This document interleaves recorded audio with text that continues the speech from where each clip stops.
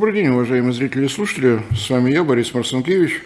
И сегодня вдвоем с руководителем портала «Нефтекапитал» Владимиром Бобылевым мы решили поразобраться с версией о том, что некие шпионы восстанавливают «Северный поток-2». Вот Тайна. Тайна, да. Никто не знает, кроме Всемирного информационного агентства. Один Bloomberg сказал, сокращенно АБС. Что там правда, что неправда, что может быть правдой? Вообще вот какая-то официальная информация есть, в каком состоянии сейчас наши северные потоки? Северный поток без номера взорван целиком, обе трубы. В Северном потоке-2 одна труба цела, как неоднократно ваш тезка говорил, в любой момент можно запустить. И вот что у нас, что там происходит? Во-первых, все опровергают. Это святое. Да, в любой непонятной ситуации опровергай все. Главное успеть одеться. Собственно, тут хочется, наверное, сказать вот эту вот фразу, которую я очень люблю говорить. Я же говорил. Мы с вами не далее, как несколько передач назад обсуждали американского инвестора, который собрался... Фамилия Линч, да, характерный. Да. Единственное, что мы тогда не вспоминали, Варнинг. Это фамилия. Да. Главное, ничего не перепутать. Матиас Варнинг, который был объявлен шпионом, что у меня вызвало здоровое недоумение. В штазе-то он работал. Подождите, вот давайте по порядку.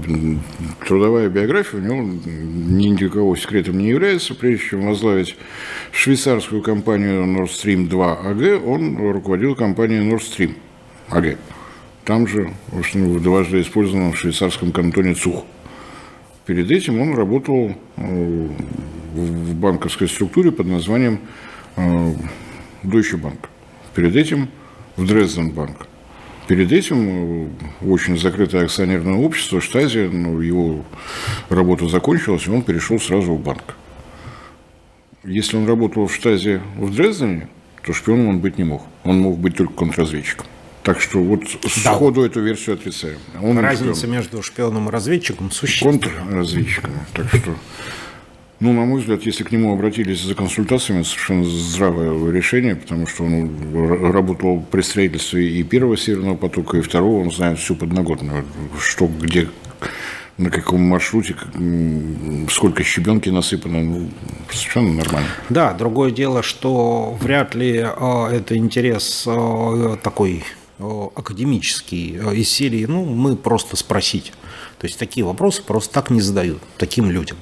И плюс ко всему вот этот вот инвестор Линч, который предлагал выкупить то, что осталось от северных потоков, человек, наверное, тоже не безумен. Раз он заработал большие деньги, которые позволяют ему купить Северный поток, значит, наверное, он вменяем. Больше того, часть денег он заработал здесь, в России, когда шло расформирование ЮКОСа, он какие-то части его покупал, продавал, то есть никаких противоправных действий не было, но как нормальный, серьезный, крупный спекулянт, он на этом достаточно хорошо заработал. Опять же, вот ключевое слово – нормальный, крупный спекулянт, в хорошем смысле этого слова, который знает, где что купить подешевле и потом продать подороже.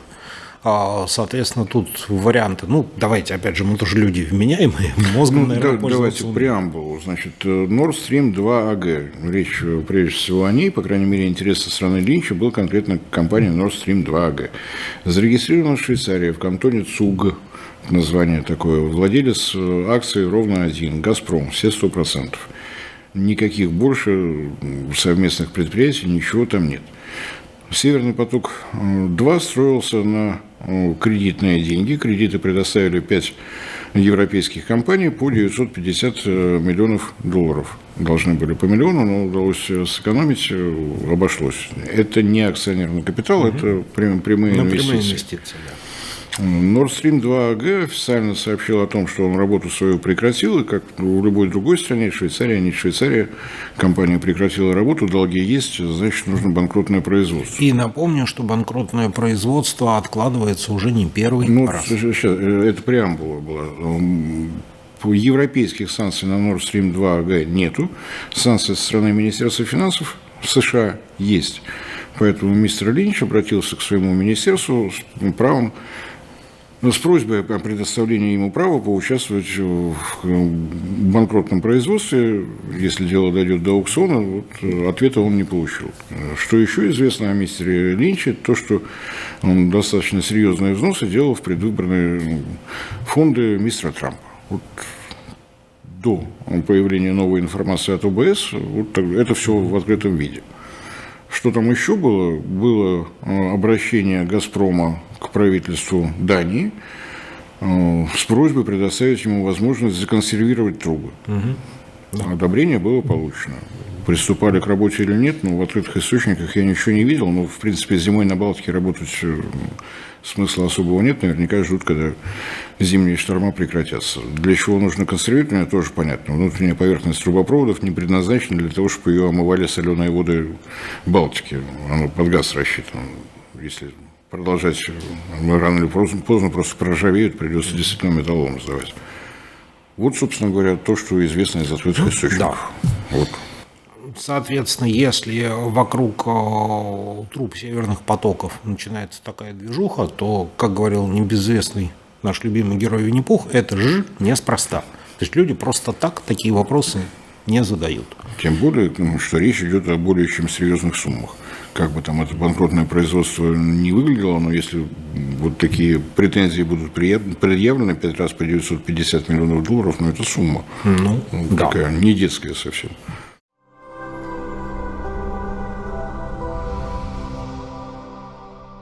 Ну, соответственно, как мы уже пробовали рассуждать логически, зачем кому-то могут понадобиться трубы Северного потока. Причем два, да. Причем мы рассуждали об этом еще тогда, когда Америкой управлял гражданин Байден. Соответственно, мы эту тему обсуждали еще тогда, когда весной даже и не пахло. Вот. А сейчас на фоне заявлений Трампа о том, что они с Владимиром, практически другом, уже общаются, и более того, многочисленные утечки пока через такие как бы прореспубликанские СМИ о том, что США рассматривают возможность снятия с России части санкций. Вот в этих условиях та возможная, тогда мы это с усмешкой обсуждали как гипотетическую модель, наверное, вряд ли реальную, а вот в этих новых условиях она как бы начинает приобретать какие-то уже реальные формы. Потому что если убрать все проблемы, связанные с Киевом, и сосредоточиться только на Балтийском море, это нормальный бизнес-проект. И бизнес-проект получается такой, что не придерешься. Если действительно с Nord Stream AG-2 снимаются американские санкции, получается, ну, чистая компания, да, вот, собственно говоря, она не работает, у нее есть долги, но, тем не менее, у нее есть имущественный комплекс, который даже еще и частично можно использовать.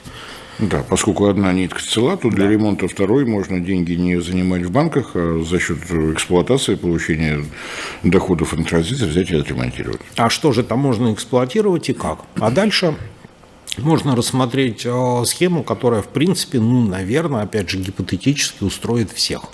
Я еще вот эти юридические тонкости надо же. Северный поток-2 был построен, но не был запущен, потому что не была получена лицензия на эту работу со стороны правительства Федеративной Республики Германия. Связано это было с тем, что в 2019 году Европейская комиссия приняла изменения в третьем энергопакете, пресловутый unbundling, когда-то модное слово, сейчас уже все забыли. Если ты владелец трубы, то ты имеешь право прокачивать не более 50% газа из транзитных мощностей, на 50% должны прийти некие другие люди. Если до 2019 года эта норма действовала для газопроводов внутри Европейского Союза, от границы до границы, то в 2019 ее распространили на импортирующие трубопроводы. Был достаточно большой скандал, потому что окончательное инвестиционное решение по Северному потоку-2 принимали в 2017 году, то есть задним числом изменили законодательство, намечались... И испортили экономику проекта. Намечались суды, нарушены права инвестора, но вместо судов просто взяли и взорвали трубопровод. Ну да, это проще и дешевле. Чем прочим заниматься. Но в том случае, если владельцем становится некая компания мистера Линча, положение третьего энергопакета соблюдено совершенно честно. Газ ваш? Нет. Труба моя. Вы не имеете права все ваши законодательства в полном порядке до последнего пункта. А что касается газа, то мы понимаем, что «Северный поток-2» строился исключительно под российский газ. Другой газ технически там оказаться никак не может, а вот юридически может. Может, Линч-2? Да.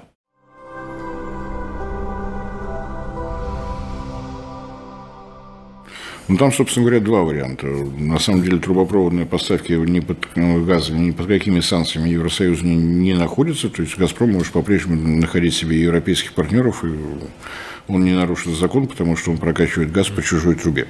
Тут это всё в во-первых. порядке. А во-вторых, «Газпром» же может не прокачивать свой газ по трубе. Да, а как это может получиться? Может очень возникнуть просто. компания «Линч-2». Ну, поскольку это должны быть не связанные компании, будет эта компания «Ринч». А это может быть словацкая компания или азербайджанская компания. То есть какой-то трейдер, который у «Газпрома» там, на входной КСке «Северного потока» или прямо на устье скважины, не принципиально. Соблюдая положение указа президента Российской Федерации от 31 марта 2022 года, газ за рубли. Совершенно верно. «Газпром» соблюдает наше законодательство. Пришли рубли ко мне в «Газпромбанк», я Да, все, я продал отгрузил. газ. Всё. А дальше этот азербайджанский, или как, помните, мы с вами обсуждали, в 22-м было модно бельгийская нефть. Бельгийский газ. Монгольский газ. Монгольский газ заходит газ. в американскую трубу и оказывается в Германии. У каких-то частных компаний, которые решили, что цена вполне устраивает, условия вполне подходят. Почему бы и нет? Кто что выигрывает? Россия выигрывает, потому что сейчас поставки через «Северный поток-2» равны нулю. Если приходят рубли на счет «Газпрома», значит, они появляются и в нашем бюджете, а расходы у нас растут, потому что... Получается, собственно, тот проект, в который вкладывались, там, пестовали, строили, я помню, как гоняли эти трубостроительные эти баржи по всей Балтике, искали, ловили, выбивали разрешения. С Сахалина перетаскивали. Да, там... было вложено много сил и средств ради того, чтобы российский газ оказался на европейском рынке. Мы оставим сейчас вот эти вот Былое и думы. Да, вот там, куда поворачивать, на запад, на восток или нет, были вложены деньги, был проект. Это, во-первых. Во-вторых, сухопутная эта инфраструктура вся цела. Совершенно Она верно. тоже не работает. И совершенно экономически было бы целесообразно ее поиспользовать. Соответственно, Россия получает возможность реализации газа на тот рынок, с которого ее фактически вышвырнули. Рынок этот, он может быть поставки уже... безрисковые, за рубли. Рынок, в принципе, он, конечно, не растущий, он уже не такой, как был раньше, но на минуточку потребители там есть, продавать им газ можно, и главное, что цена на этом рынке вполне привлекательная. То есть там $500-600 за 1000 кубометров по состоянию на сейчас на споте. А кто знает, что будет завтра. Тоже обсудим, у них там достаточно большие объемы изъяты, и как оно все будет дальше. Мы, опять же, реализуем этот газопровод, который там есть, который лежит мертвым грузом. Мы понимаем, что Россия воспользоваться им в текущих условиях, да и в ближайших не сможет, просто не дадут. Так, собственно говоря, почему бы не продать это американскому инвестору, отбив хотя бы какие-то деньги на строительство? Тут вопрос. Прямой продажи не будет, будет продажа через банкротное производство. То есть могут появиться и какие-нибудь другие компании. Такое возможно, но так или иначе этот актив будет реализован, а не будет тихо гнить себе на дне Балтики. И дополнительно, я не просто так заговорил про Линч-2, в том случае, если владелец трубы Линч, а газ у «Газпрома» покупает американская компания Ринч, опять же, положение третьего энергопакета соблюдены, мой газ, не моя труба не мой газ, все в порядке, тогда что получается по торговой статистике? В Европу поступает американский газ. Да. Потому что его купила американская компания и продала американская компания. Прекрасные, столь любимые Европой молекулы свободы. Да, вот их там много-много, они просто кишат, даже выпрыгивают там время от времени. Немножко меняется торговый баланс, паритеты. Вот там понятно, что газом 350 миллиардов не отобьешь, но хоть какая-то подвижка появляется. Дополнительный момент. Америка поставляет американский газ в Европу. Как мистер Трамп и обещал, он выполнил свое предвыборное обещание, у него все хорошо. Но тогда вот какой нюанс получается. Те поставки СПГ, который производится на территории США, сейчас поставляется в Европу, уже свободно. Уже не надо, потому что идет труба. Но это значит, что американские производители могут вывалиться на рынок Юго-Восточной Азии. И нам испортить игру, потому что у нас все еще есть надежда, что мы научимся делать танкеры газовозы, мы научимся делать все криогенное оборудование и будем наращивать объемы производства СПГ, как нам многократно обещали наши высокие чиновники. А продавать будет некуда. Ну, продавать будет некогда. С учетом того, какими темпами растет Юго-Восточная Азия, та же Индия, тот же Китай, та же Япония, которая является достаточно солидным покупателем СПГ и до сих пор, кстати, покупает его. В том числе Японию недавно попросили поучаствовать финансово в проекте производства СПГ на Аляске. А с учетом того, кто попросил, японское руководство сказало, да, конечно, мы всю жизнь об этом мечтали, наконец-то мечта сбылась. То есть тоже вот нюансы появляются. Естественно, за долей рынка придется потолкаться. Ну, что поделаешь. Но, с другой стороны, если все, что касается СПГ, требует дополнительных усилий, у нас, и затрат немало. У нас идут подвижки вправо и так далее, то здесь работающая труба первого северного потока. Ну, собственно говоря, здесь все этапы, мы все это хорошо умеем. Труба, мы их строим на экспорт в огромных количествах. Ну, та, которая исправна, она может начать работать сразу и приносить деньги в государственный бюджет. Да. Может быть, вот на краткосрочном варианте это правильный вариант. Деньги сразу, появляются возможности и об СПГ подумать, и газификацию чуть побыстрее сдвинуть и так далее, и так далее. То есть есть деньги. К деньгам можно относиться по-разному. У меня один такой философского настроя товарищ считает, что деньги – это концентрированная энергия. У тебя есть деньги, ты получаешь возможность что-то сделать хорошее. Но здесь примерно так и получается. Так что варник варнигом, по-моему, не самый плохой вариант. При этом, соответственно, Германия получает американский газ, собственно, то, чего она и добивалась. Ну, Америка немножечко начинает диктовать цены на газ на европейском рынке, в частности, в Германии, чего она тоже немножечко добивалась. То есть, если вариант Линч-2, то Линч-2 работает с теми компаниями из тех государств, где понимают политику партии правильно. Да. Где понимают неправильно, там ловите СПГ по морю. Ну, и, кстати, Германия уже, по-моему, упражнялась с СПГ. Вот это вот огромное количество терминалов, которые понастроены, и которые заполнены процентов на 60, потому что... И один из них собрались закрывать, потому что он действительно просто не нужен. Ну, при этом надо иметь в виду, что европейский рынок падающий, с одной стороны, с другой стороны, тут вложений-то дополнительных нет. Труба включается сразу, та прибыль, которая получается с трубы номер один работающей, перекладывается на неработающую, получаем две трубы, сколько проработают, сколько эта Европа еще протянет. С учетом начавшейся деиндустриализации, это уже не только мы тут у себя в студии «Квасные патриоты» повторяем, это уже и статистика европейская говорит. Мы помним, что с точки зрения цены логистики поставки метана по трубе значительно дешевле, чем перевозка СПГ газовозами. То есть и тот самый Линч-2 может немножко поиграться с ценами, и все у него будет хорошо. И у нас будет хорошо, если договоренность будет с нефтяной привязкой, но мы точно так же поставляем в Китай. То есть ничего здесь нового выдающегося. В Белоруссию, Узбекистан еще дешевле поставляем, это ничего. Ну, в общем, если при Байдене это все виделось как такая фантазия, то сейчас это, в общем, в принципе, уже можно даже как-то реально обсуждать. И заявление кого-то из еврокомиссаров, что этот проект не имеет общеевропейского значения, не имеет. Ну и хорошо, пусть не имеет. Но у меня есть партнер, которому нужен газ, его устраивает моя цена, качество, график поставок, мы договорились, имеет это половину европейского значения, четвертинку или вообще не имеет. Ну, может быть, да, это имеет четверть германское значение. Тем более, что мы не забываем, что газ приходит в ГДР. ГДР недавно отличилась на выборах, так что здесь тоже самые разные варианты возможны. По-моему, эту Берлинскую стену разобрали не до конца еще. Там фрагменты какие-то еще целые, так что восстанавливать это не с нуля строить всегда дешевле. Я о строительстве. Не более того, о капитальном строительстве. Ну вот посмотрим, да, будет ли АДГ строить стену вокруг себя. Ну и раз уже газовой темы коснулись, у нас есть новости такие, неожиданно дипломатические новости. Не так часто происходят встречи министра энергетики с послами. Вот состоялась встреча Сергея Цивилева, министра энергетики Российской Федерации, с послом Азербайджана в Москве. Прекрасные новости.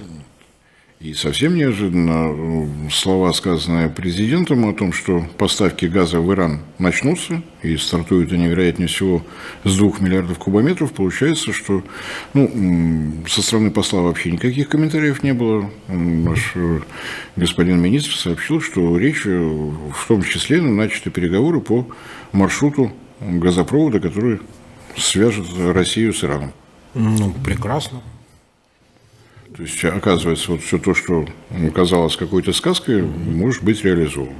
Для тех, кто не помнит, на всякий случай напоминаю, что в советские времена, когда добыча на территории Азербайджана, добыча газа на территории Азербайджана не велась, там морские шельфовые месторождения, мы это не умели, технологий не было, пришла труба из Сибири, 10 миллиардов кубометров годовая мощность. Значительно ранее того, в начале 70-х годов, когда уже были подписаны договора о поставке советского газа в Западную Европу, газа у нас не хватало, мы не успевали с разработкой месторождений. Вот тогда шахский Иран пришел нам на помощь, проложен газопровод, так и называется, иранский газопровод, без затей, пришел он в город Астара, в иранскую часть, в советскую часть, ныне азербайджанскую, и далее в Азербайджан. То есть мы одновременно могли заниматься газификацией, выполнять свои обязательства перед Европой. Поставки шли. Мощность этой трубы 10 миллиардов кубометров газа в год. В отличие от варварской Европы, в Иране трубы никто не разбирает. Она на месте. И не взрывает. И не взрывает, не сдает металлолом. Вот построили наши люди, значит, оно должно быть. Поставки прекратились в связи с исламской революцией. У нас там обострение из Афганистана. Ну и у нас, собственно говоря, уже месторождения разрабатывались в таких объемах, что нам ничего и не надо было. Но, тем не менее, осталось. И оттуда газоотвод, кстати, сделан в Армению. Сделка с 2009 года. Газ в обмен на электроэнергию, которую не остановить никакими санкциями, там денег нет. Тут сюда кубометры, оттуда киловатт-часы. Все. Это оттуда же. То есть так сложилось, что с юга в Азербайджан приходит магистральный газопровод мощностью 10 миллиардов кубометров, с севера приходит магистральный газопровод мощностью 10 миллиардов кубометров. Остается состыковаться. И поскольку Сергей Цивилев был вполне доволен результатами встречи, очевидно, что Азербайджан не считает возможным отказаться от возможности зарабатывать деньги.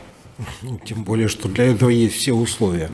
Иран, кстати, тоже крайне заинтересован, потому что в последнее время, наверное, обращали внимание, информация о том, что в Иране то веерное отключение, то электричество, то отопление в стране, при всех их возможностях добычных не хватает газа. И проблема тут, во-первых, в том, что Иран, несмотря на то, что он подсанкционен со страшной силой, и так или иначе он развивается, растущая экономика, и потребление газа растет. А на территории Ирана фактически нет толком ПХГ, которые могут служить аккумуляторами. Их там два. Одно маленькое под Тегераном. Да, на Тегеран хватает, на север уже никак. Второе покрупнее, но оно на границе с Туркменией. Да, поэтому логистически они не очень помогают Ирану с точки зрения газификации, плюс возникает вопрос северного Ирана, то есть его тоже нужно как-то снабжать, и, соответственно, тоже очень интересный вариант дальнейшего развития событий, труба, которая идет к побережью, где строятся терминалы по производства СПГ, и дальше, соответственно, этот газ совершенно замечательным образом газовозами развозится куда надо. Магия чисел. Вот в том небольшом промежутке времени, когда с Ираном были сняты санкции, когда подписали соглашение по ядерной программе, там целых 3 года было без санкций, туда успели прибежать люди из компании Линда немецкой и начать строить Iranian LNG мощностью 10 миллионов тонн. Удивительное совпадение. 10. Естественно, как только мистер Трамп вышел из этого соглашения, компания Линда сверкнула пятками и исчезла, но то, что она успела построить, оно никуда не делось. Так что если мы освоим технологию сжижения природного газа, я, кстати, недавно проводил ревизию, сколько у нас патентов заявлено, почему мы все это не реализуем. Есть 2 патента среднетоннажных у «Новатэка», есть 2 патента крупнотоннажных у «Новатэка».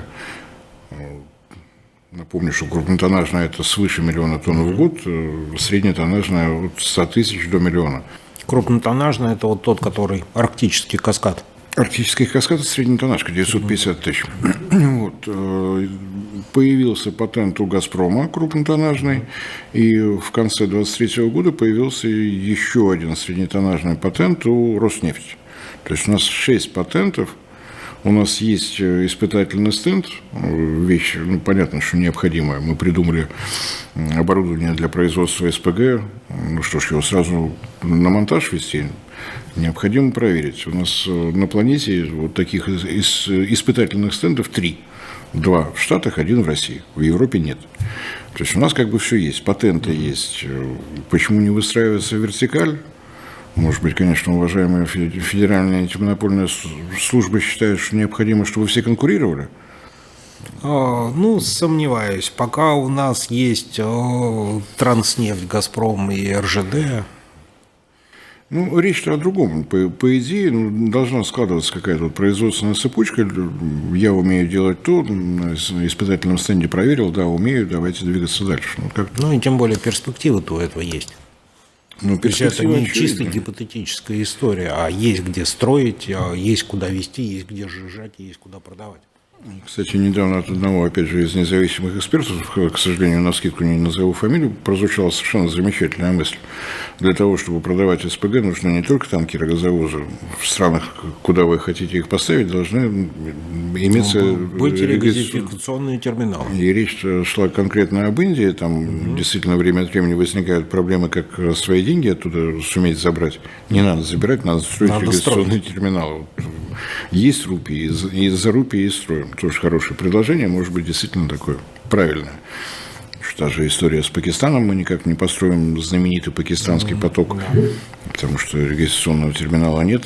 Понятно, что трубопровод-то мы построим. Ну, и опять же, с валютой не очень понятно.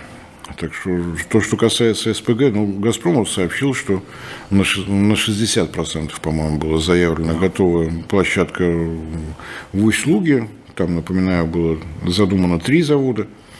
Приходит этаносодержащий газ, отправляется на газоперерабатывающий завод сухой газ, то есть уже без содержания этана, пропана, бутана, чистый метан уходит на сжижение, мощность 13 миллионов тонн. Все, что удалось изъять, тот самый пропан, бутан и прочее, уходит на газохимический комплекс. Все это на одной площадке с новым портом, вот готовность на 60%. Но, тем не менее, все это было рассчитано под выделенные поставки именно этан-содержащего газа. Это отдельные мощности. Наземная инфраструктура 2 северных потоков цела. И это как минимум 110 миллиардов кубометров в год, как минимум, потому что мы видели в 2019 году, когда была действительно серьезная зима в Европе, через Северный поток, без номера, или давайте его первым называть, первый, да. было поставлено почти 60 миллиардов кубов, хотя паспортная мощность 55. То есть, на самом деле, только под этим трубопроводом 120 миллиардов кубов, вот они, на берегу Балтики. Есть о чем думать. В общем, схема видится достаточно привлекательной и, в принципе, где-то как-то рабочей. Я бы просто хотел на тему, вот как вы думаете, что в этом году будет? В прошлом году восстановление объемов добычи 8%. То есть мы возвращаемся к тем объемам, которые были в 2021 году. В этом году получится или нет? Зима была теплая, уже появилась статистика, что добыча в январе-феврале по показателю год к году меньше, потому что прошлая зима была морозная. Пойдем вниз, пойдем вверх, вот как? Есть такое ощущение, что ради спасения «Газпрома» многие готовы пойти на все, и поскольку «Газпром», давайте быть честными, подутерял свои позиции на внешних рынках, соответственно, он сейчас будет наращивать свои позиции на рынках внутренних. Во-первых, социальная газификация развивается активно, деньги в это вкладываются немалые. Соответственно, сейчас началась тема, связанная с последней милей с облгазами. То есть, как бы вот,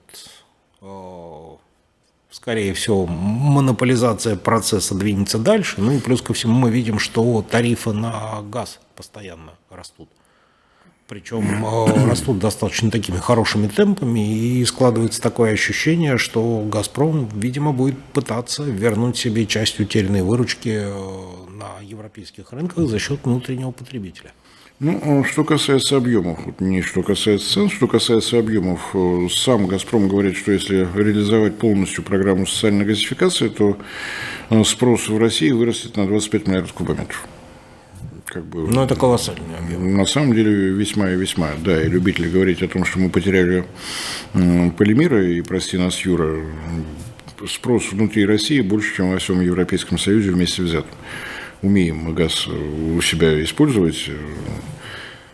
Но из тех внешних добавок, которые сейчас более-менее видны, начиная с этого года поставки в Китай по оси Сибири уже твердые 38 миллиардов 38. Кубометров.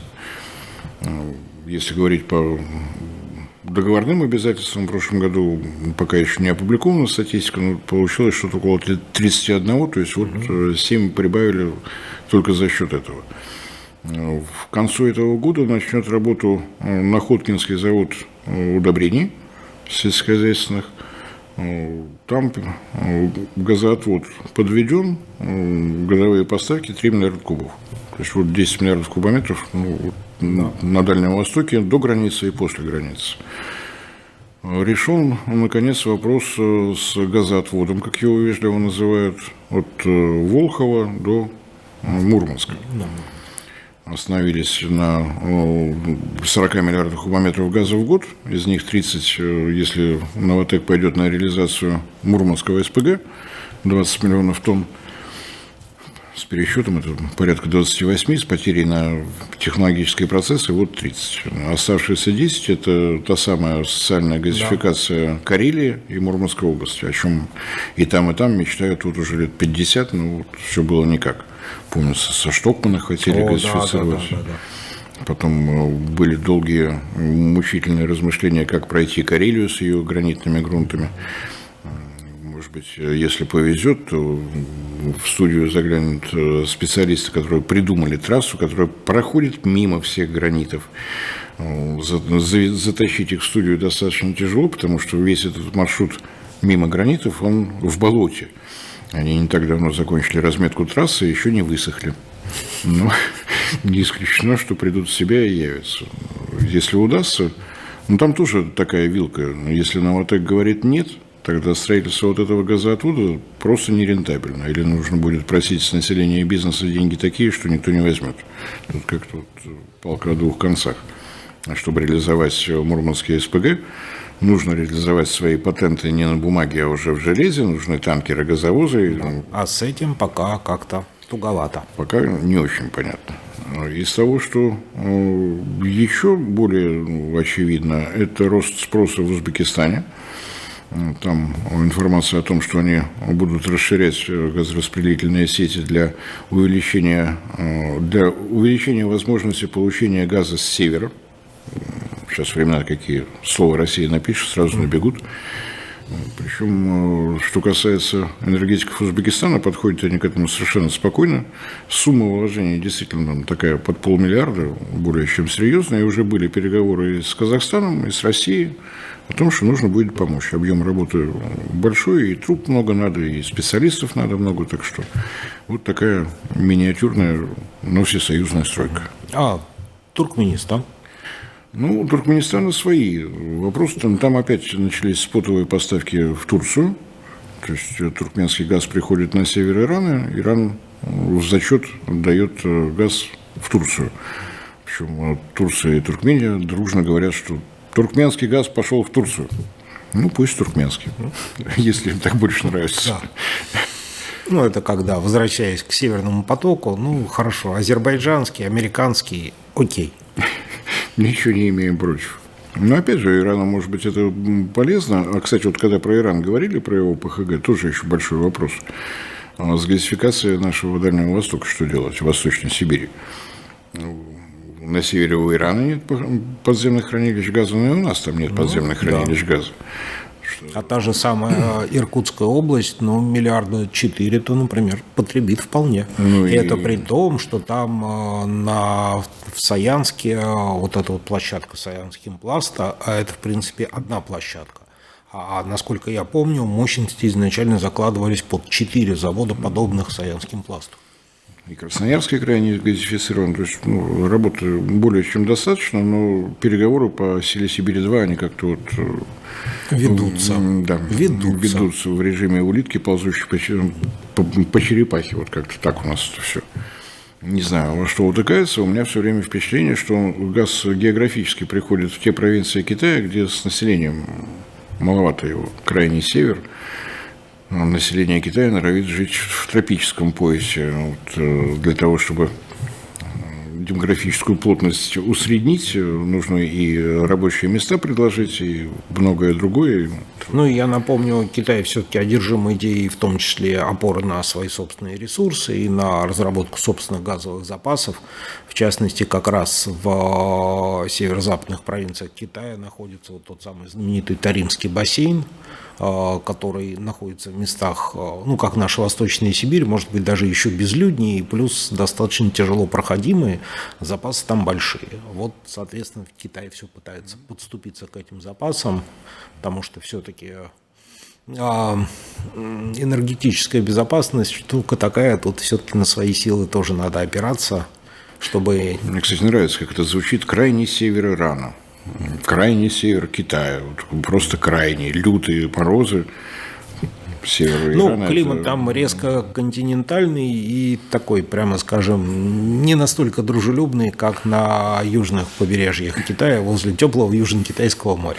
Продолжается строительство перемычки между Сахалинским маршрутом и Силой Сибири.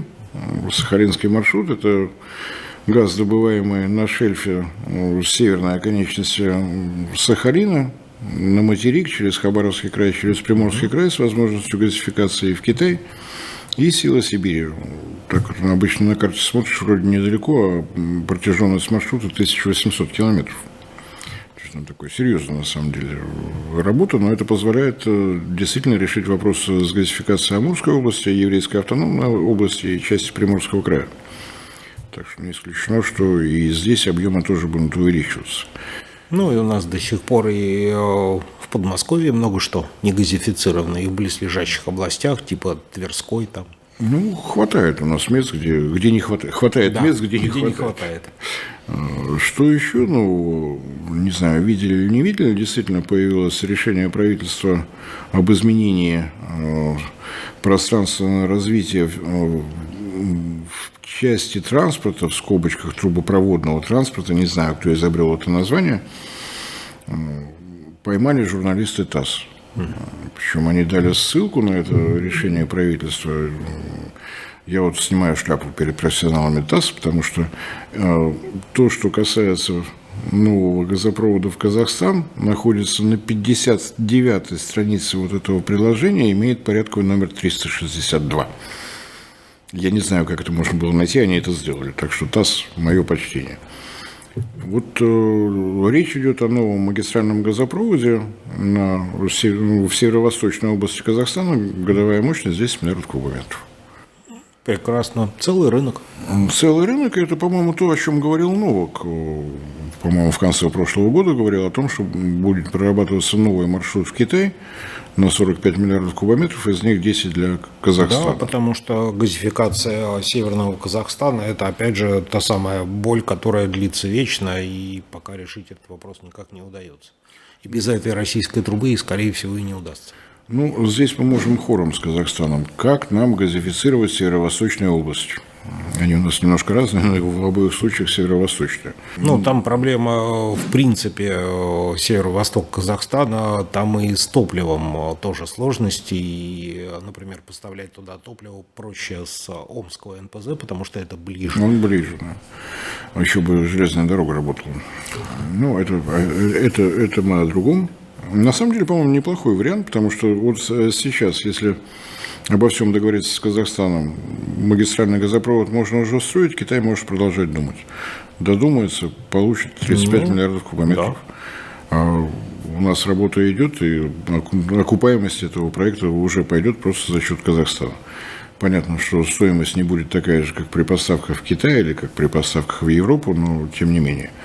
В Белоруссию поставляем, в Казахстан поставляем. Если говорить там о стоимости этого газа, есть себестоимость добычи, а транспортное плечо до Казахстана значительно ближе, чем до европейских наших границ.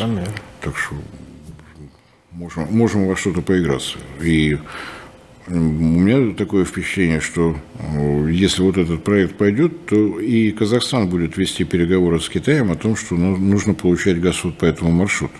Он является первым интересантом. С него все начнется, как с потребителя.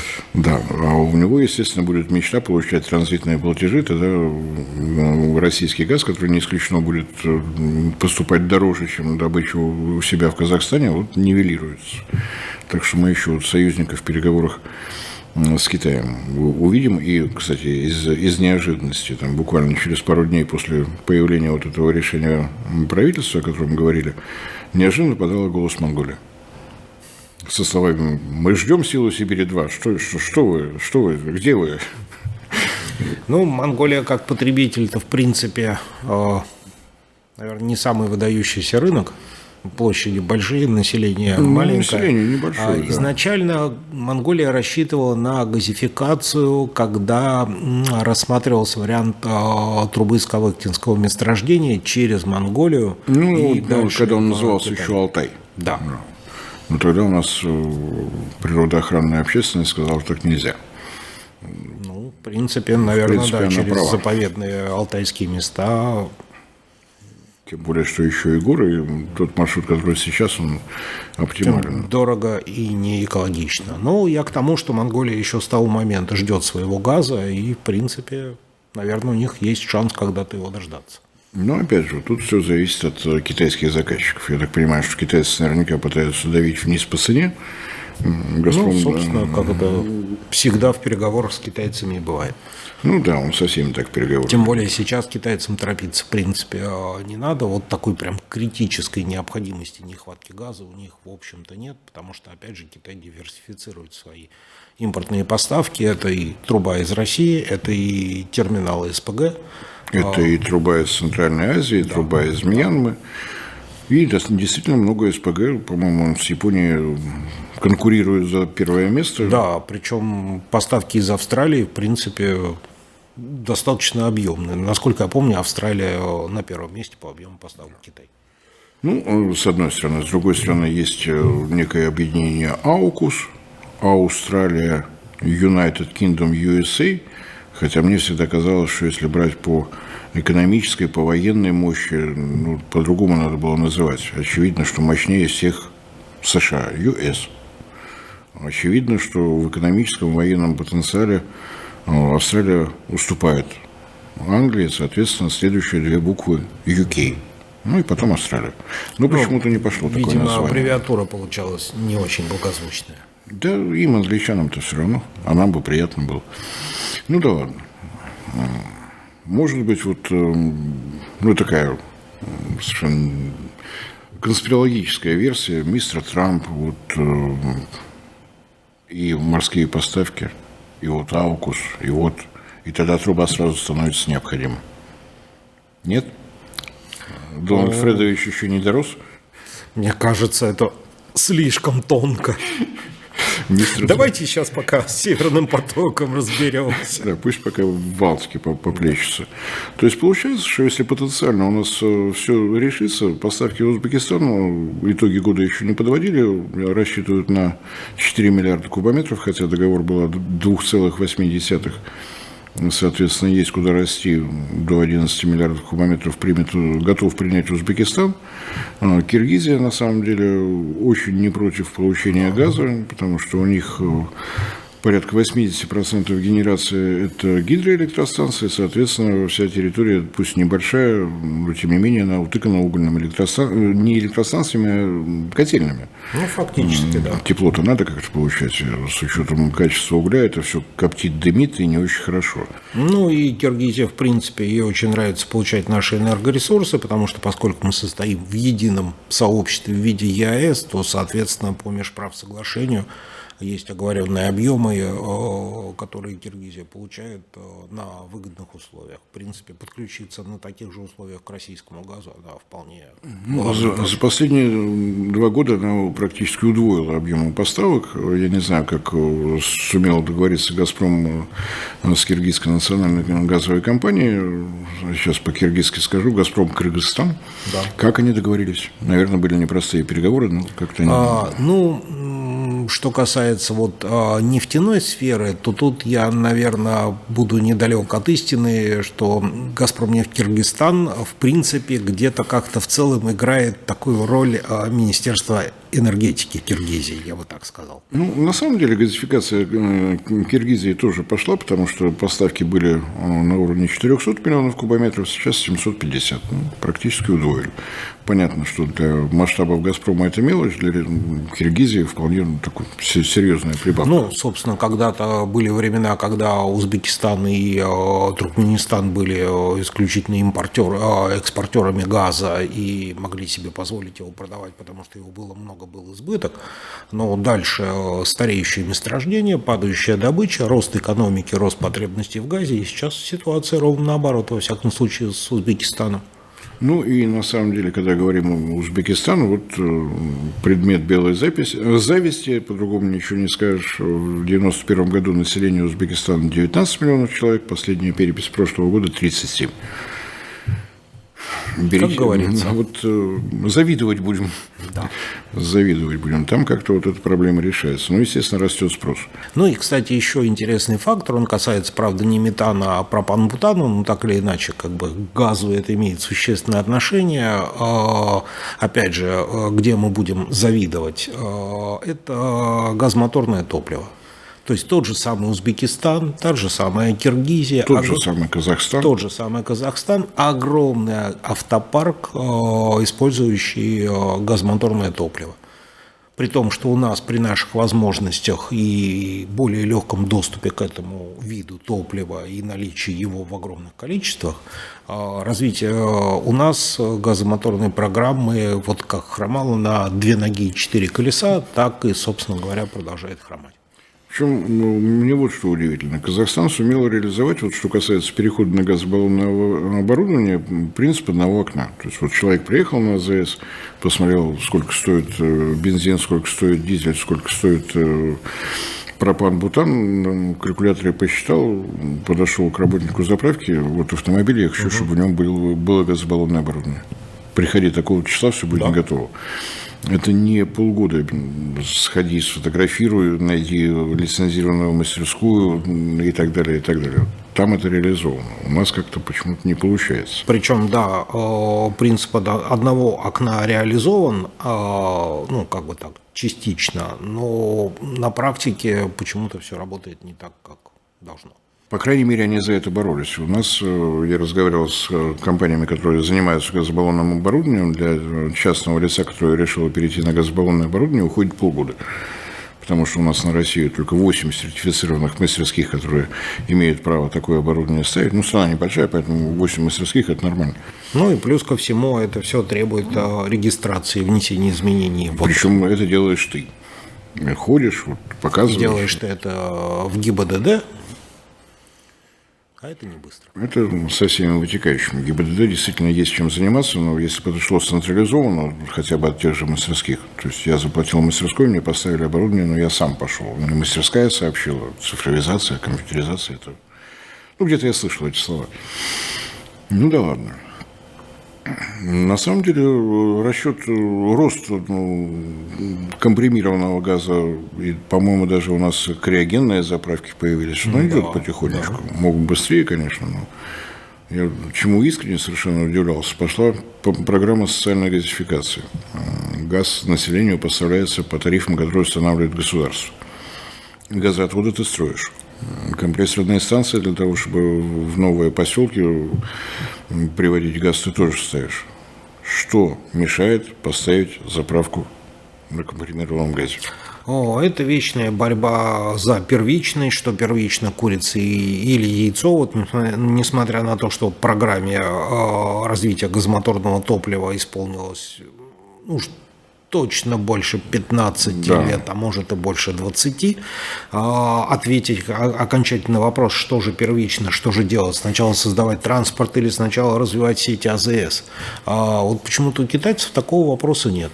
У них сейчас по дорогам ездят грузовики на СПГ совершенно спокойно. Вот как бы они их просто строят без вопросов. У них автобусы пошли на СПГ. Да. Для крупнотоннажной техники это оправдано, потому что одна заправка 1000 километров твои. Да. У нас вся эта техника в основном ездит по выставкам, конференциям, участвует в автопробегах.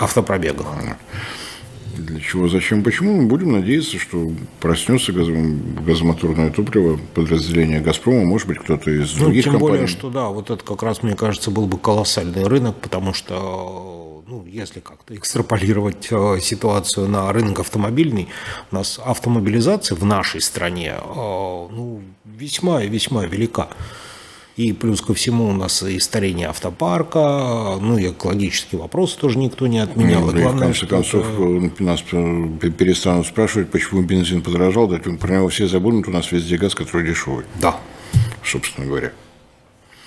К нам будет меньше вопросов. Будем надеяться, что сдвинется с мертвой точки.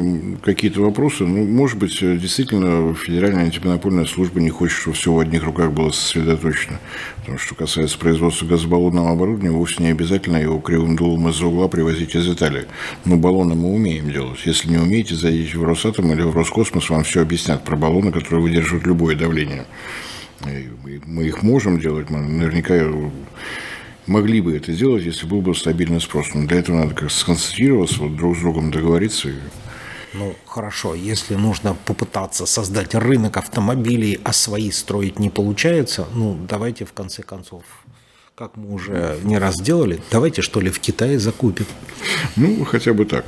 Хотя тоже, что касается китайских автомобилей и, как это сейчас называется, локализация производства внутри России.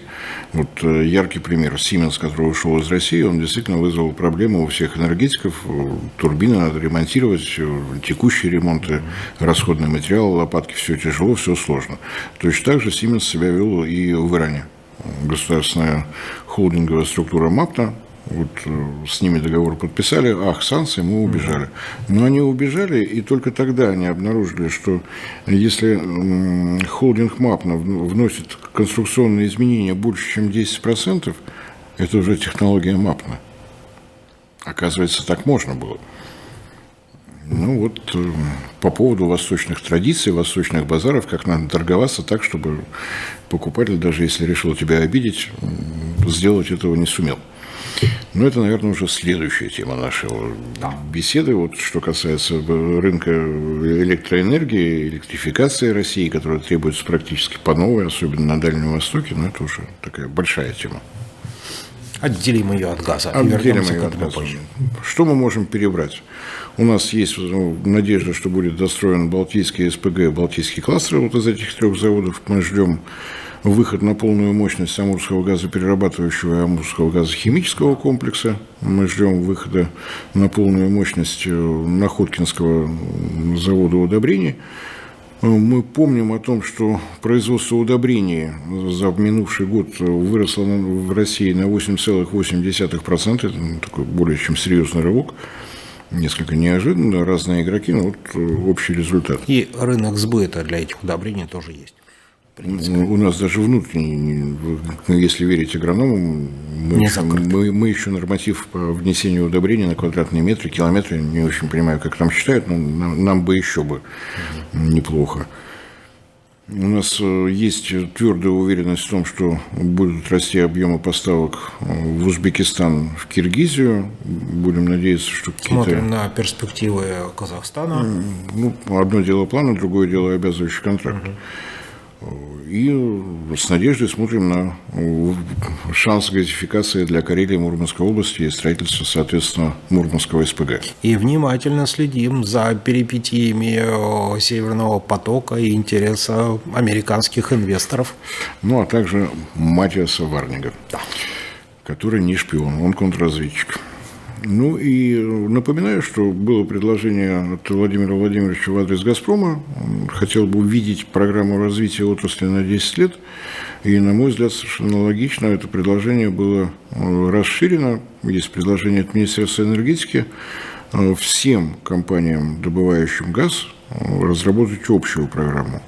Внутри России доля «Газпрома» на рынке 60%, оставшиеся 40% – это «Новатэк», «Лукойл», «Роснефть». Да. То есть их тоже неплохо бы… Да, они работают не с частными лицами, а с юридическими.